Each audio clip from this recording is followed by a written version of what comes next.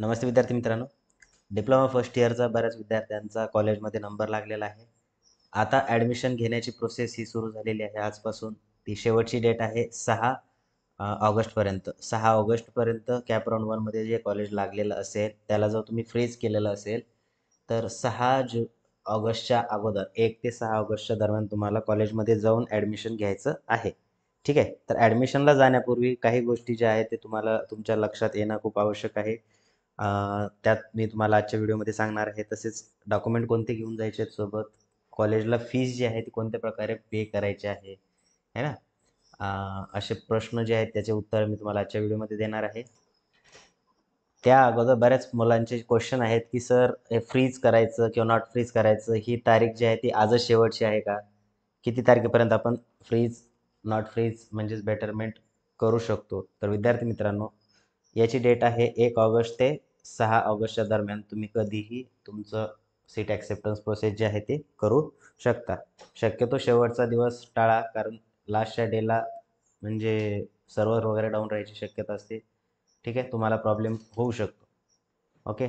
तर seat acceptance करणं म्हणजे काय, तर तुम्हाला जे कॉलेज लागलेलं आहे कॅप राउंड 1मध्ये त्याला जर तुम्हाला घ्यायचं असेल तर तुम्हाला फ्रीज करायचं आहे आणि ₹1000 पे करून तुम्हाला ती रिसिप्ट जी आहे ती सीट ॲक्सेप्टन्सची रिसिप्ट जी आहे ती घेऊन तुम्हाला कॉलेजला जायचं आहे. आता सेकंड क्वेश्चन हा आहे विद्यार्थ्यांच्या मनामध्ये, की कॉलेजला डॉक्युमेंट घेऊन कोणते द्यायचे ॲडमिशनच्या वेळेस? बघा, एक सांगितलं मी तुम्हाला, सीट ॲक्सेप्टन्सची प्रिंट लागेल. त्यानंतर तुम्ही रजिस्ट्रेशन फी प्रिंट लागेल आणि नंतर एफ-सीला व्हेरिफिकेशन केलं असेल, फिजिकल केलं असेल तर फिजिकलची कॉपी लागेल. फिजिकल जर केलं असेल तुम्ही व्हेरिफिकेशन, तर तुम्हाला तो एक सेट जो दिलेला असतो कॉलेजमधून, तो सेट जशास तसा घ्यायचा आहे.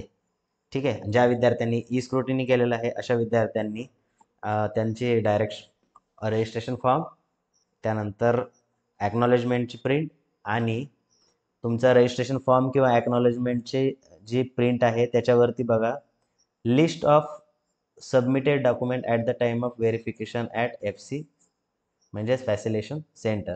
तर याच्यावरती जेवढे डॉक्युमेंट आहेत तुमचे, ते सर्व ओरिजिनल डॉक्युमेंट तुमच्यासोबत असायला पाहिजे ॲडमिशनच्या वेळेस. ओके.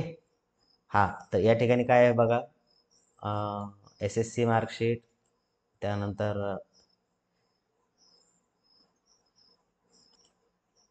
तर त्या लिस्टवरती जेवढे डॉक्युमेंट असेल ते डॉक्युमेंट तुम्हाला सोबत न्यायचे आहेत ओरिजिनल. ओके. तर हे झाले डॉक्युमेंट, तुम्हाला समजलं.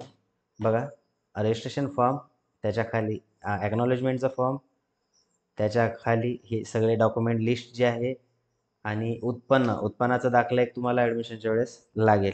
कारण व्हेरिफिकेशनच्या वेळेस तुम्हाला विचारलं नसेल इन्कम सर्टिफिकेट, बट ॲडमिशनच्या वेळेस तुम्हाला मागतील. आलेला असेल तर घेऊन जायचं सोबत. ठीक आहे. आता उत्पन्न झाला, त्याच्यानंतर फोटो वगैरे लागतील तुमचे. 4-5 फोटो घेऊन जा सोबत, पासपोर्ट साईजचे. ओके. आणि कॉलेजला जाण्यापूर्वी तुम्हाला काय करायचं आहे, तर कॉलेजमध्ये इन्क्वायरी करा, की त्या कॉलेजमध्ये फीस जी आहे ही कोणत्या स्वरूपामध्ये घेतली जाते. आता बघा, काही कॉलेज जे आहेत ते काय करतात, तर ऑनलाईन पेमेंट त्या ठिकाणी चालतं, आहे ना? अशा कॉलेजला काही म्हणजे जास्त घाबरून जायची काम नाही, कारण ऑनलाईन पेमेंट तुम्ही कधीही कुठूनही करू शकता. दुसरी केस अशी आहे, की काही कॉलेजेस जे आहेत ते डी-डीच्या फॉर्ममध्ये पैसे स्वीकारतात.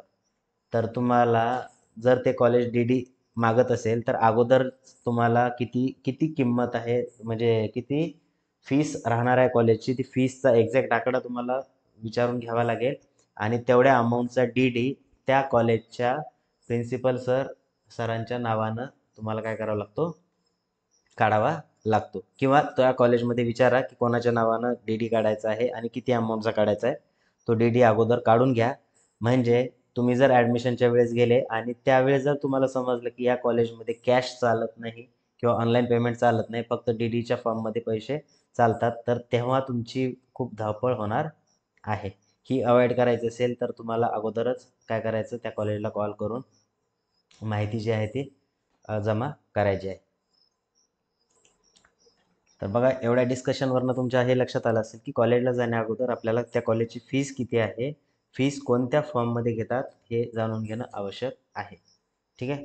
जर कॅशमध्ये घेत असतील तर चांगली गोष्ट आहे, काही अडचण नाही. आता हे झालं डॉक्युमेंट रिक्वायर्ड, फीस संबंधी, कॉलेजला ॲडमिशन घेताना काय लागेल हे सगळं आपण पाहिलेलं आहे. आता डायरेक्टली तिथं कॉलेजमध्ये जाऊन तुम्हाला काय करायचं आहे, तर तिथली जी प्रोसिजर आहे त्या ठिकाणी तुम्ही प्रोसिजर फॉलो करायची आहे आणि शेवटी तुमची कॉलेजमध्ये ॲडमिशन जी आहे ती कन्फर्म करायची आहे आणि तुमचे ओरिजिनल डॉक्युमेंट जमा करायचे आहेत. ठीक आहे. आता हे झालं कॉलेजच्या ॲडमिशनबद्दल. आता काय करायचं आहे आपल्याला, की कॉलेजच्या हॉस्टेलला बघा, गव्हर्नमेंट कॉलेजला जर नंबर लागला तुमचा, तर सगळ्यात महत्त्वाचं काय असतं, तर गव्हर्नमेंट हॉस्टेल मिळतं की नाही, मुलांना पण आणि मुलींना पण. हाच सगळ्यात महत्त्वाचा प्रश्न जो आहे तो मुलांच्या मनामध्ये असतो, बरोबर आहे. तर हॉस्टेलला ॲडमिशन कसं करायचं, at the time of admission, ज्यावेळेस तुम्ही कॉलेजचं ॲडमिशन घ्यायला कॉलेजमध्ये जातात, तेव्हाच त्यांना विचारायचं की ॲडमिशनची प्रोसेस जी आहे ती स्टार्ट झाली का. झाली असेल तर त्याच वेळेस तुम्ही काय करायचं, तर हॉस्टेलचा फॉर्म भरून घ्यायचा. ठीक आहे. कारण काय असतं, जेवढे मुलं हॉस्टेलसाठी अप्लाय करतात त्यांच्या जेवढ्या सीट्स असतील, त्या टॉपच्या सीट्स काय करतात, ते त्या ठिकाणी स्टुडंटला अलॉट करतात, है ना.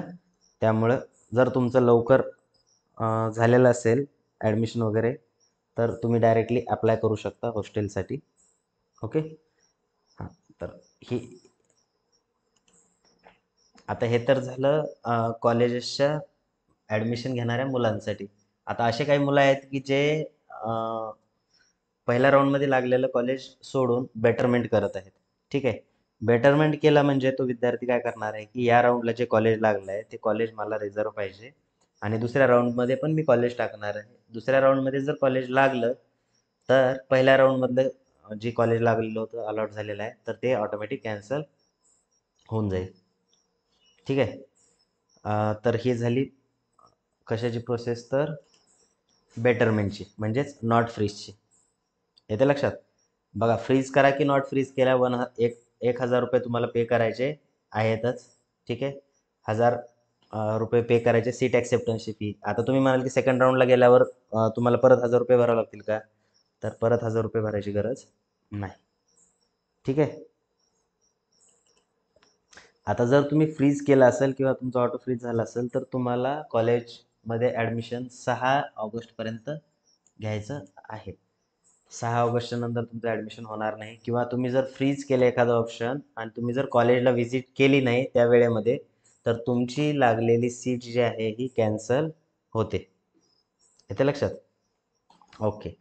तर आता हे झाली माहिती ज्या विद्यार्थ्यांचा नंबर लागला त्यांची. ज्या विद्यार्थ्यांचा कॉलेजला नंबरच लागला नाही, अशा विद्यार्थ्यांनी काय करायचं आहे, तर अशा विद्यार्थ्यांनी ऑप्शन फॉर्म 2 भरायचा आहे 8 ऑगस्ट ते 12 ऑगस्टच्या दरम्यान. ठीक आहे. 8 ऑगस्ट ते 12 ऑगस्टच्या दरम्यान तुम्ही फॉर्म भरायचा आहे ना. आता ज्या विद्यार्थ्यांना कॅप राऊंड 2 साठी हे करायचं आहे, काय रजिस्ट्रेशन करायचं आहे, त्यांनी खूप काळजीपूर्वक ऑप्शन फॉर्म सिलेक्ट करायचा आहे.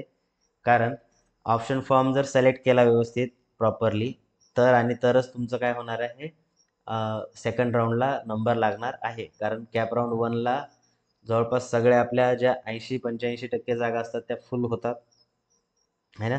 त्यामुळे तुम्हाला कॅप राऊंड 2चा फॉर्म जो आहे तो एकदम व्यवस्थित भरायचा आहे. तुमच्या पर्सेंटेजला किती पर्सेंटेज आहे त्याच्यावरनं तुम्हाला कोणतं कॉलेज लागू शकते याचं पूर्ण डिटेल ॲनालिसिस करायचं आहे आणि तेव्हा भरायचं आहे. ठीक आहे. आता जर समजा तुम्हाला काही कॉलेज सिलेक्ट करण्यामध्ये काही प्रॉब्लेम येत असेल, तर आमची कन्सल्टन्सी सुरू केलेली आहे. कन्सल्टन्सीची फीस हे 1,000 ते 2,000च्या दरम्यान राहणार आहे. अगोदर फीस जी आहे ती 5,000पर्यंत होती. ओके. आणि तुम्हाला या ठिकाणी स्पेशल डिस्काउंट भेटत आहे. 1,000 ते 2,000च्या दरम्यान तुम्हाला कन्सल्टन्सी भेटणार आहे. त्यासाठी तुम्हाला काय करायचं आहे, तर स्क्रीनवरती जो नंबर दिलेला आहे तिथे मेसेज टाकायचा आहे फक्त, की I am interested for consultancy. ठीक आहे. या ठिकाणी नंबर दिसत असेल तुम्हाला, बघा.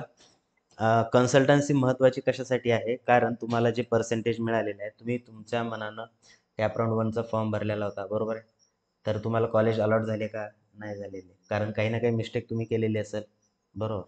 तर तुमच्या मार्कला जेवढे मार्क पडलेले आहेत तुम्हाला त्या पर्सेंटेजशी रिलेटेड जे कॉलेज तुम्हाला लागू शकतं ते तुम्हाला टाकण्यामध्ये आमची टीम जी आहे ती तुम्हाला मदत करणार आहे आणि तेही एकदम रिजनल रेटमध्ये 1000 ते 2000च्या दरम्यान. ते कशावरती डिपेंड असेल फीस तुमची, तर तुमचे 10चे पर्सेंटेज, तुमचं लोकेशन कोणतं आहे, तुमची कॅटेगरी कोणती आहे आणि तुम्हाला ॲडमिशन कुठे पाहिजे याच्यावरती फीस जी आहे ती ठरलेली असेल.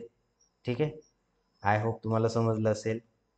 तर ज्या विद्यार्थ्यांचा कॉलेजमध्ये नंबर लागलेला आहे तेच विद्यार्थी जाऊन कॉलेजमध्ये ॲडमिशन घेऊ शकतात आणि ज्या विद्यार्थ्यांचा बाकी असेल असे विद्यार्थी कॅप राऊंड 2 साठी प्रिपरेशन करू शकता है ना. जर तुम्हाला कॅप राऊंड 2 मध्ये ऑप्शन फॉर्म चांगल्या पद्धतीने भरायचे असतील, कन्सल्टन्सी ची गरज वाटत असेल तर तुम्ही या नंबरवरती व्हॉट्सअप मेसेज करू शकता. ठीक आहे. इंटरेस्टिंग फॉर कन्सल्टन्सी म्हणून. ओके. आय होप तुमचे डाऊट क्लिअर झाले असतील. तर भेटूया आपण नेक्स्ट व्हिडिओमध्ये. थँक्यू.